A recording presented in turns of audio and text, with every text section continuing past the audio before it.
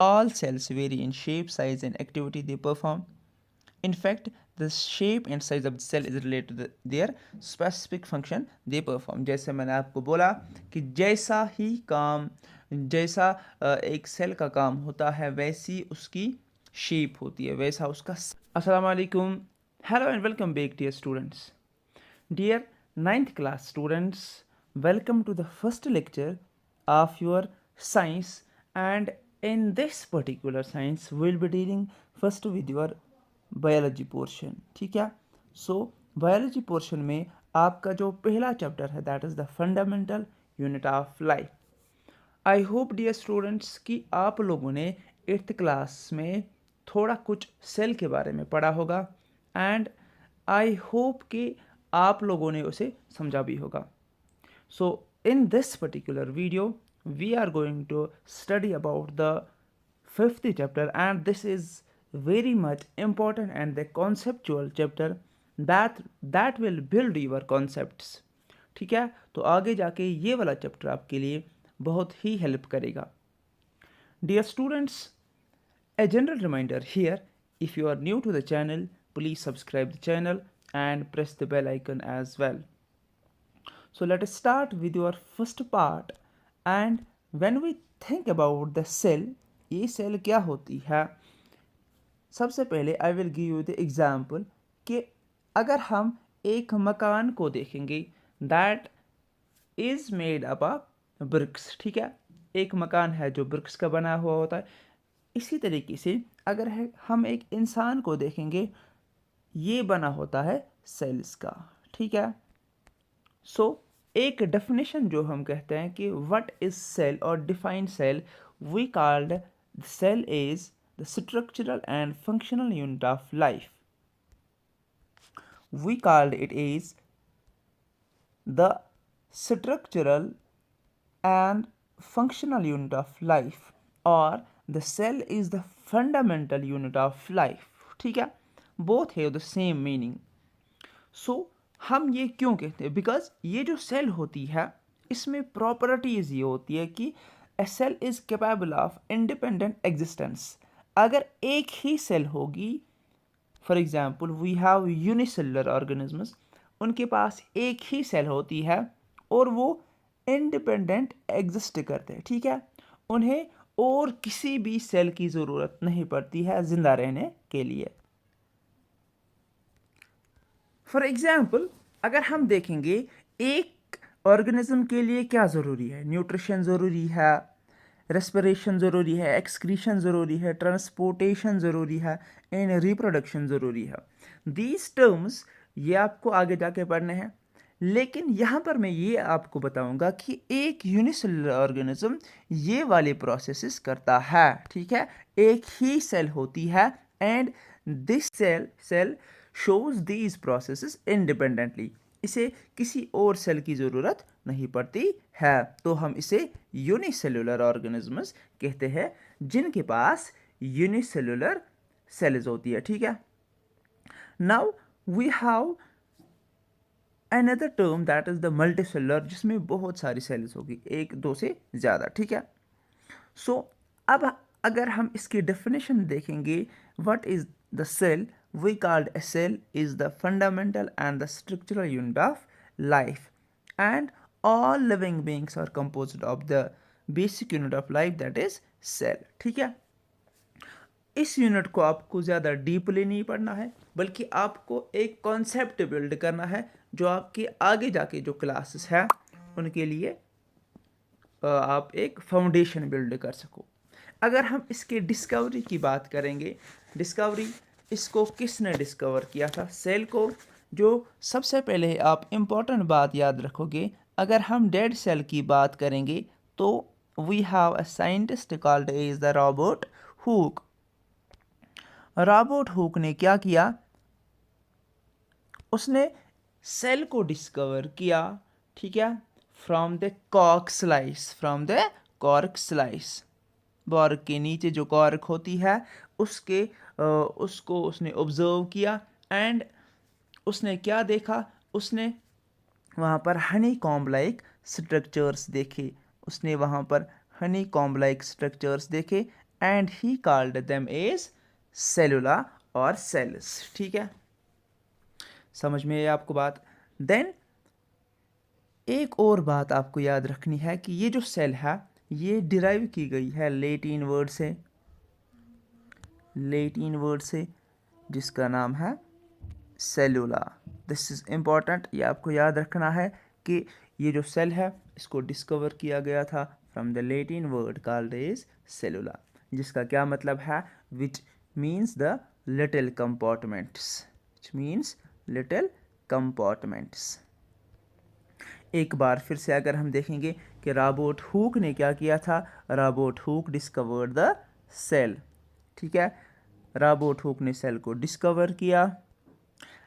इसने क्या देखा, इसने कॉर्क लिया, जो बार्क के नीचे कॉर्क होता है उसको लिया, एंड माइक्रोस्कोप से देखा, लिटिल कंपार्टमेंट्स इसने पाए, हनी कॉम्ब लाइक स्ट्रक्चर्स इसने पाए, एंड इसने इनका नाम, ठीक है, सेल्स दिया और सेल दिया। सो द वर्ड सेल, इसको हमने लैटिन वर्ड से डिराइव किया है, एंड इसका जो किससे डिराइव किया है, the word is cellula which means little compartments. Hope कि आप लोगों को ये समझ में आया होगा। ये डेड सेल की बात है। अगर हम लिविंग सेल की बात करेंगे, थोड़ा आपको याद रखना है, ज़्यादा इसमें आपको याद नहीं रखना है। एंटोन वॉन लिवेनहॉक एक साइंटिस्ट है, उसने सबसे पहले लिविंग सेल डिस्कवर की है। ठीक है, वो क्या है, स्पर्मेटोजोआ, उतना ज़्यादा आपको नहीं पढ़ना है। इसके बाद आपको एक और चीज़ पढ़नी है, वो ये है कि सेल थ्योरी जो है, तो वी हैव 3 साइंटिस्ट जिन्होंने सेल थ्योरी को डेवलप किया। ठीक है, यहाँ पर भी आपको, ठीक है, all cells vary in shape, size and activity they perform.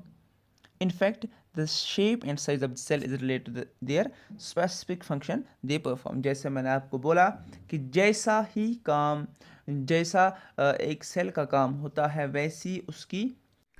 Now we have a topic and this is the cell theory. ठीक है, सेल थ्योरी क्या होती है। अगर हम सेल थ्योरी की बात करेंगे कि ये जो 3 साइंटिस्ट्स हैं जिन्होंने सेल थ्योरी दी है, 1839 में ये साइंटिस्ट्स आए, और एक था शील्डन, दूसरा था Schwann, and then the third one was Virchow. आपको ये ज़्यादा डीपली नहीं पढ़ना है, खाली आपको ये याद रखना है कि सेल थ्योरी ये कहती है कि all living organisms are composed of one or more cells। हर एक जो ऑर्गेनिज्म होता है, ठीक है, वो या तो एक सेल या बहुत सारे सेल्स का बना होता है। और the cell is the basic structural, functional, and organization in all organisms. The cell is the basic unit of structure, function, and organization in all organisms. ठीक है, सो यहाँ पर आपको एक चीज़ याद रखना है कि ये जो शील्डन है, this was the botanist, and ये जो शिवान है, this was the zoologist. In 1839 इन्होंने क्या बोला, शील्डन ने बोला कि all plants are made up of organisms, and Schwann ने बोला all animals are made up of cells। ठीक है, शील्डन ने बोला all plants are made up of cells, and Schwann ने बोला all animals are made up of cells। ठीक है, तो दोनों ने मिलाकर फिर ये बोला कि all living organisms are made up of cells। इतना आपको याद रखना है। लेकिन एक चीज़ इन्होंने नहीं बताया, जो फिर ये हमारा विर्चो है, ठीक है, विर्चो जो है ना, इसने फिर जो रुडॉल्फ विर्चो, इसने क्या एक टर्म इसने ऐड की है, क्योंकि जब भी ये सेल थ्योरी की हम बात करते हैं 1838 में जो हुआ था, तो दी साइंटिस्ट्स इन्होंने ये नहीं बोला था कि ये जो सेल है आखिर ये कहाँ से आती है। ठीक है, तो इस चीज़ को रुडॉल्फ विर्चो ने एक टर्म दी, उसने कहा कि omnis सेलुला E सेलुला।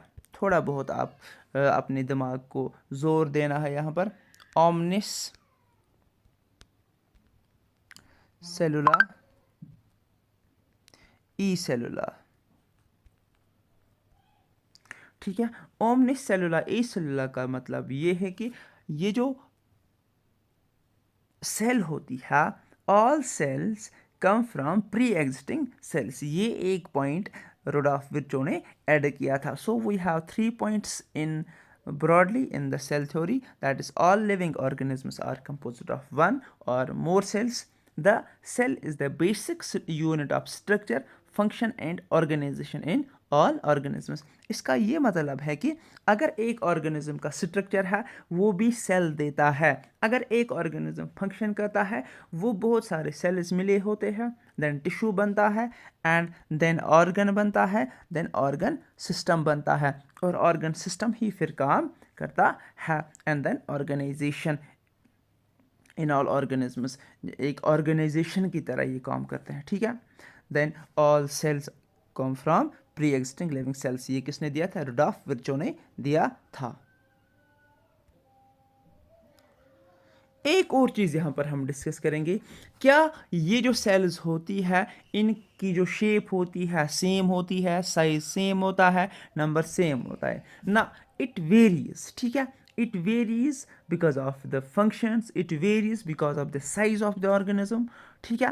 So there is much variation in size, shape and number of cells in different organisms and also in various parts of the body.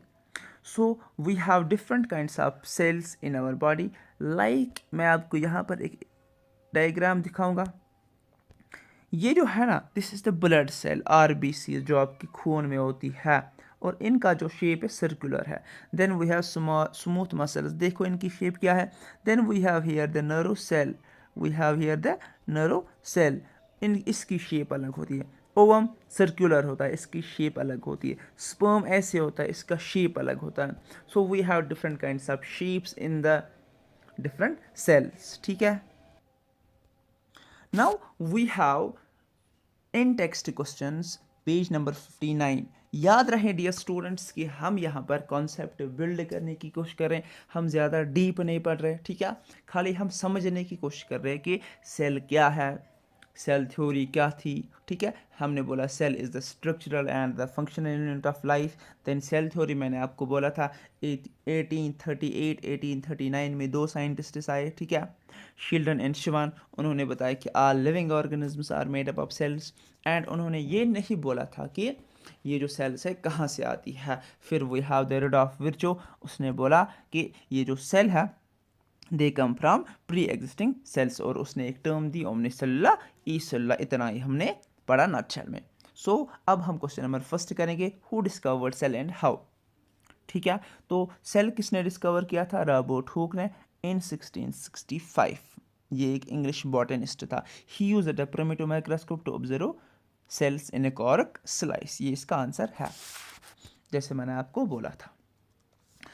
Why is the cell called as a structural and functional unit of life? तो जैसे हमने ये ऊपर discuss किया, cells constitute various components of plants and animals. ठीक है. Sales ये जो कंपोनेंट्स होते हैं, प्लांट्स होते हैं, एनिमल्स होते हैं, इनके जो कंपोनेंट्स होते हैं किसके बने होते हैं? सेल्स के. A cell is the smallest unit of life. ठीक है. And is capable of all living functions. एक सिंगल सेल जो होती है वो कैपेबल होती है, वो खुद एग्जिस्ट हो सकती है without involvement of any other cell. ठीक है. Cells are the building blocks of life. This is the reason why cells are referred to is basic structural and functional unit of life. ठीक है. All cells vary in shape, size and activity they perform. In fact, the shape and size of the cell is related to their specific function they perform. जैसे मैंने आपको बोला कि जैसा एक cell का काम होता है वैसी उसकी शेप होती है, वैसा उसका साइज होता है. Now we have the structure of the cell. आखिर जो सेल होती है ये कैसे होती है ये हमें पढ़ना है. आखिर जो ये फंडामेंटल यूनिट ऑफ लाइफ होती है ये कैसे वर्क करती है, इसमें क्या होता है, इसमें क्या कंपोनेंट्स होते हैं. ठीक है. सबसे पहले आप याद रखोगे, अगर हमारी एक सेल है, एनिमल सेल है, ये 2 चीज़ों की बनी होती है. एक तो होता है प्रोटोप्लाज्म. ठीक है. जैसे यहाँ पर इसने लिखा है. दूसरा होता है साइटोप्लाज्मिक इंक्लूजन्स. ये वाला आपको ज़्यादा याद नहीं रखने, बिकॉज अभी आपका फाउंडेशन है साइटोप्लाज्मिक इंक्लूजन्स, ठीक है। दो चीज़ों का बना होता है। प्रोटोप्लाज्म में हमारे पास क्या क्या आता है वो हमें पढ़ना है। प्रोटोप्लाज्म में हमारे पास एक तो साइटोप्लाज्म आता है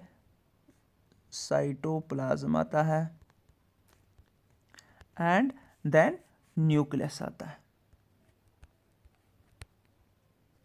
साइटोप्लाज्म और न्यूक्लियस आता है, और इसी साइटोप्लाज्म में हमारे पास बहुत सारे ऑर्गेनेलीज होते हैं। याद रखना डियर स्टूडेंट्स, इसी साइटोप्लाज्म में हमारे पास बहुत सारे ऑर्गेनेलीज होते हैं। ये ऑर्गेनेलीज क्या है ये हम आगे देखेंगे। हमें खाली यहाँ पर ये देखना है कि हमें इसमें पढ़ना क्या है। अब देखो ये प्रोटोप्लाज्म क्या होता है। Protoplasm, a cell is made up of living life-giving substance called protoplasm. A protoplasm is highly organized jelly-like viscous semi-fluid composed of molecules of various chemicals. Most of these are organic molecules such as proteins, carbohydrates, fats, nucleic acid. देखो protoplasm जो है इसे हम physical base of life भी कहते हैं। अब आपको ये याद रखना है, यहाँ पर ये जो प्लांट्स होते हैं, प्लांट्स में सेल वॉल होता है एंड प्रोटोप्लाज्म होता है साथ, ठीक है। एंड एनिमल्स में सेल वॉल एब्सेंट होता है। ये आगे जाके हम पढ़ेंगे जब हम prokaryotic cell and eukaryotic cell पढ़ेंगे। अभी हम खाली इसकी डेफिनेशन पढ़ रहे हैं। अभी इस सेल को हम समझ रहे हैं कि सेल आखिर क्या होती है। एक तो सेल में प्रोटोप्लाज्म होता है, ठीक है। ये जो प्रोटोप्लाज्म है ये हम एक सेल को कहते हैं, पूरी सेल को हम प्रोटोप्लाज्म कहते हैं। समझ में आया आपको बात। अब देखो फिर से मैं आपको एक बार समझाऊंगा। अगर मान लो ये एक सेल है, इसके बीच में होगा न्यूक्लियस, इसे हम कहते हैं न्यूक्लियस। क्या कहते हैं? न्यूक्लियस। अगर आपको वहाँ पर समझ में नहीं आया, यहाँ पर आपको समझ में आना चाहिए। देखो अब यहाँ पर ये जो पूरा हिस्सा है ना, ये जो पूरा हिस्सा है, इस पूरे हिस्से को हम कहते हैं प्रोटोप्लाज्म। सो यहाँ पर अगर ये एक सेकंड, यहाँ पर अगर ये पूरी सेल है, यहाँ पर बीच में इसको हम कहते हैं nucleus. This is the cell. ये जो बीच में सारा बचता है ना, इसे हम कहते हैं प्रोटोप्लाज्म, ठीक है। समझ में आई आपको बात। अब इस प्रोटोप्लाज्म के सबसे ऊपर वाले को हम यहाँ पर ये जो है ना, इसे हम कहते हैं प्लाज्मा मेम्ब्रेन। ये आपको याद रखना है और सबसे पहले आपको यही पढ़ना है, ठीक है। ये होता है प्लाज्मा मेम्ब्रेन। अगर हम प्लांट सेल्स की बात करेंगे, उसको प्लाज्मा मेम्ब्रेन के ऊपर एक और लेयर होती है, उसे हम कहते हैं सेल वॉल। बस ये मुझे आपको यहाँ पर बताना है कि प्लांट सेल्स में सेल वॉल होता है, एनिमल सेल्स में सेल वॉल नहीं होता है। That was all about the protoplasm, ठीक है। डियर स्टूडेंट्स, अभी आपको घबराना नहीं है। अगर आपको ये बातें समझ में नहीं आ रही है या आपको ये टर्म समझ में नहीं आ रही है, this is the introduction class. यहाँ पर आपको खाली इनको प्रोनाउंस करना है और थोड़ा बहुत समझने की कोशिश करनी है। जैसे कि देखो यहाँ पर मैंने आपको ये एक डायग्राम आपके सामने है। This is the cell and this is the nuclear membrane. ये जो न्यूक्लियस है, न्यूक्लियस के ऊपर मेम्ब्रेन होता है, उसे हम न्यूक्लियर मेम्ब्रेन कहता है। This is the cytoplasm. ये सारा साइटोप्लाज्म है न्यूक्लियस के बाहर जो होता है। एंड यहाँ पर this is the cell membrane, ये जो ऊपर वाला हिस्सा है। And this is the nucleus. ऐसे ही आपको ये आगे जाके पढ़ना है। अगर आपको ये समझ में नहीं आ रहा है, देन एक दो बार आप देखना तो आपको इजी से ये समझ में आएगा। हमें इसमें फिर ऑर्गेनेलीज पढ़ने हैं, ठीक है। प्रोकैरियोटिक सेल, यूकैरियोटिक सेल पढ़नी है। ये सब मैं आपको फिर से रिवाइज करवाऊंगा ताकि आपको इजी से समझ में आ जाए, ठीक है। अगर वीडियो अच्छा लगा होगा then please subscribe the channel and press the bell icon. Thank you for watching. Thank you very much.